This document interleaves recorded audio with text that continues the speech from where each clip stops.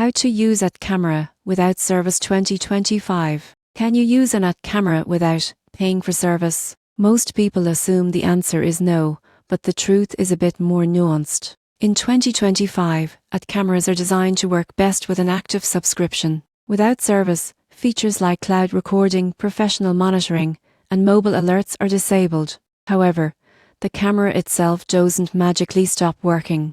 If your @camera supports local viewing, you can still access live video through a local connection, depending on the model. Some @cameras allow live view through the @control app even without an active plan, as long as the device remains connected to Wi-Fi. You won't get recorded clips, but you can check the feed in real time. Here's what most people get wrong. Once you cancel service, remote access outside your home network may stop working. This means you'll only see the camera when connected to the same Wi-Fi.